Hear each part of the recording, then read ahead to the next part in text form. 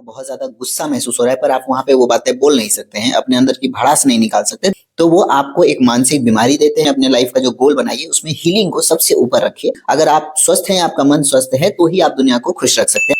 तो मैं इस वीडियो के माध्यम से आपको कुछ पॉइंट वाइज वो चीज़ें तोड़कर बताऊँगा, जिसके लिए आप 5-5 मिनट भी अपने जीवन में अगर समय निकालते हैं, तो वो आपको बहुत हेल्पफुल होंगी और आप धीरे-धीरे हील होते चले जाएँगे। सबसे पहले आपको ना अपने इमोशन समझने से शुरुआत करनी है। इमोशन का मतलब किन चीज़ों से आपको गुस्सा आता है, किन चीज़ों से आपको रोना आता है, किन बातों से आप इमोशनली बहुत कमज़ोर पड़ जाते हैं, कौन सी आपकी वीकनेसेस है, कौन सी आपकी स्ट्रेंथ है। इन सारे इमोशन को पहले समझना शुरू करिए। जब आप अपने इमोशन को समझते हैं तो उनके कारण आपको समझ में आने लगते हैं, और जब आप हीलिंग जर्नी से जुड़ते हैं तो उन चीज़ों से बचना सीख जाते हैं, या यूं कहूं कि वैसे सिचुएशन में खुद को टैकल करना, खुद को प्रेजेंट करना सीख जाते हैं। जैसे कि अगर मुझे किसी सिचुएशन में बहुत डर लगता है, लेकिन बार बार वो सिचुएशन मेरे सामने आती है, तो मैं अपने उस इमोशन को देखूंगा कि इस सिचुएशन से आखिर मुझे क्या दिक्कत होती है। जैसे मुझे कुछ कुछ सिचुएशन में डर लगता है, अंदर से फियर महसूस होता है और मैं उन सिचुएशन से भागता हूं, तो मैं अपने इमोशन को पहले पहचानने लगता हूं कि किस वजह से मुझे ये इमोशन आ रहे हैं और मैं क्या फील कर रहा हूं। जब आप अपने इमोशन को समझने लगते हैं तो आप अपनी हीलिंग जर्नी के पहले स्टेप पे पहुंच जाते हैं। दूसरा सबसे इंपॉर्टेंट पॉइंट जो हर आदमी कनेक्ट करता है वह है नेचर से थोड़ा कनेक्ट होइए, प्रकृति के बीच जाइए। अब हर आदमी के लिए संभव नहीं है काम से थोड़ा समय निकाल करके घूमने ही जाना, हर महीने घूमने या हर सप्ताह हर दिन घूमने आप नहीं जा सकते। उसमें क्या कर सकते हैं, अगर आपकी बालकनी में पेड़ पौधे लगे हैं वहां पे बैठिए। अगर आपके छत पे जहां पे बैठना अच्छा लग सकता है, आपको अच्छा महसूस करा सकता है, कुछ भी नहीं तो खुले आसमान के नीचे आप बैठना पसंद करिए। छत पे अगर आप बैठे हैं तो पूरा शहर आपको दिखाई दे रहा है, दूर दूर तक के नजारे दिखाई दे रहे हैं। बारिश हो रही है तो बारिश एंजॉय करिए। ऐसी सर्दी में धूप को एंजॉय करिए। दोपहर में बैठिए, एक कप चाय लेकर के बैठिए। और अगर आपके आसपास नजारे नहीं है तो आसमान भी प्रकृति का ही हिस्सा है, हवा भी प्रकृति का ही हिस्सा है।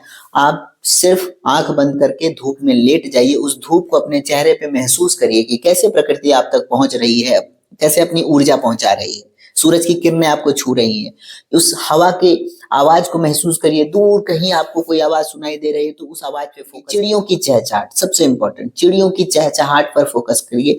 ये आपको बहुत शांति महसूस कराएगा। इससे कुछ हैप्पी हार्मोन भी रिलीज होते हैं, जिससे आपको हील होने में बहुत मदद मिलती है। अगर आपको लगता है कि आप 5 मिनट अपने लिए निकाल सकते हैं पूरे बिजी शेड्यूल से, जब आपको लगता है आपके पास 5 मिनट है, आलती पालती मार करके बैठ जाइए। दोनों हाथ को बिल्कुल ऐसे अपने पैर पे रख दीजिए और आंख बंद, स्ट्रेट बैठ करके आंख बंद करिए और सांस, लंबी सांस खींचिए। जैसे मैं अभी आपको करके एक उदाहरण दिखाऊंगा। एक लंबी सांस खींचना है, उसे होल्ड करना है, उसके बाद उसे मुंह के द्वारा पूरी सांस को बाहर निकालना है। इसे कहते हैं अपने श्वास पर नियंत्रण करना या अपने श्वास पर फोकस करना। देखिए ये कैसे करना है, मैं आपको बताता हूँ। जैसे एक लंबी सांस नाक के द्वारा लेनी, उसे होल्ड करना है, उसके बाद ये एक ऐसी टेक्निक है जिसे आप सिर्फ 10 से 12 बार अगर कर लेते हैं तो आपका मन कितना भी अधीर है या आपका मन कितना भी अशांत है, वो तुरंत सांसों के माध्यम से फोकस होना शुरू हो जाएगा। आपको सारा ध्यान बस अपने श्वास पर रखना है। अगर हो सके तो 5 मिनट मेडिटेशन के लिए निकालिए। अगर आप मेडिटेशन के लिए टाइम निकाल पाते हैं तो बहुत अच्छी बात है। अगर नहीं निकाल पाते हैं तो एक और टेक्निक की मदद से आप अपने आप को हील करने में आपको सहायता मिलेगी, वो है ग्रैटिट्यूड फील करना। ग्रैटिट्यूड के बहुत सारे नाम हैं। ग्रैटिट्यूड का मतलब होता है थैंकफुल होना, आभार व्यक्त करना, कृतज्ञ होना। तो ये सारे ऐसे शब्द हैं जो आपको रोजमर्रा की जिंदगी में देखते हैं। जैसे आपकी कोई हेल्प करता है तो आप उसे थैंक यू कहते हो, तो वो जो थैंकफुल का फीलिंग है ना, आभार व्यक्त करने, आभार प्रकट करने का फीलिंग, उसे कहते हैं ग्रैटिट्यूड की फीलिंग। मेरे चैनल का भी नाम ग्रैटिट्यूड विद भार्गव इसीलिए। सुबह उठने के बाद आपके आसपास जो भी रैंडम चीजें हैं, चाहे वो अच्छा कंबल हो, अच्छा जैकेट हो, आपका बेटा बेटी हो, आपके पिता हो, आपकी पत्नी हो, जो भी चीज, इवन आपके सर पे जो छत है, जिस कमरे में आप सो रहे हो, जिस बेड पे आप सो रहे हो, उस बेड के लिए भी ग्रैटिट्यूड करिए और यूनिवर्स से, ईश्वर से कहिए, जैसे जिस भगवान में आप मानते हो उनसे कहिए कि थैंक यू भगवान कि मैं पूरी तरह से हील हो चुका हूं, मैं पूरी तरीके से हील हो चुकी हूं। आपको ये ग्रैटिट्यूड डेली प्रैक्टिस करना है, 5 बार 10 बार, मन ही मन। अगर आप किचन में काम कर रहे हैं या गाड़ी चला के ऑफिस जा रहे हैं तो पूरे रास्ते आप सोचते हुए जाए, थैंक यू भगवान जी कि मैं पूरी तरीके से हील हो चुका हूं, मैं पूरी तरीके से हील हो चुकी हूँ। अपने कंफर्ट जोन से बाहर आइए। कंफर्ट जोन का मतलब, जैसे मान लीजिए अभी सर्दियों का टाइम है, मैं आपको एग्जांपल देता हूँ। सुबह उठने अगर मैं आपको कहूं तो ये बहुत अनकंफर्टेबल हो जाएगा आपके लिए कि इतनी सर्दी में मैं सुबह नहीं उठ सकता, कंबल से बाहर नहीं निकल सकता। क्यों? क्योंकि कंबल में आप कंफर्टेबल हैं, आपको गर्माहट मिल रही है। अनकंफर्ट जोन में जाने से क्या होता है, आप अपने अंदर की खूबियों को और पहचान पाते हैं। जैसे अगर आपको लगता था कि मुझसे ये काम नहीं होगा, लेकिन आपके घर में ऐसा कोई सिचुएशन आया कि वो काम सिर्फ आप ही के माथे पे है और कोई नहीं कर पाएगा, तो आप जो भी थोड़ा बहुत अच्छा बुरा जो भी आपने उस काम को किया, एटलीस्ट आपको ये पता चल गया कि मैं इस काम को करने लायक हूं, बस इतने दिनों से मैं ट्राई नहीं कर रहा था। तो आपको अगर अपनी कैपेसिटी जाननी है ना, तो अपने कंफर्ट जोन से बाहर आइए। अब इसका मतलब ये नहीं है कि अगर आप 10 लोगों के लिए खाना बनाते हैं तो 20 लोगों के लिए बनाने लगे, नहीं, अपने लिए आपको करना है। जो चीज आपके ग्रोथ के लिए इंपॉर्टेंट है उसके लिए आपको समय निकालना है, उसके लिए कंफर्ट जोन से बाहर निकलना है। जो चीज लगता है अरे यार मुझसे नहीं होगा, आप वो करके देखो। आपको लगता है आप किताब नहीं पढ़ सकते, आप किताब पढ़ के देखो, आप पढ़ सकते हो, आप प्रैक्टिस करो, बार बार प्रैक्टिस करो, बिल्कुल होगा।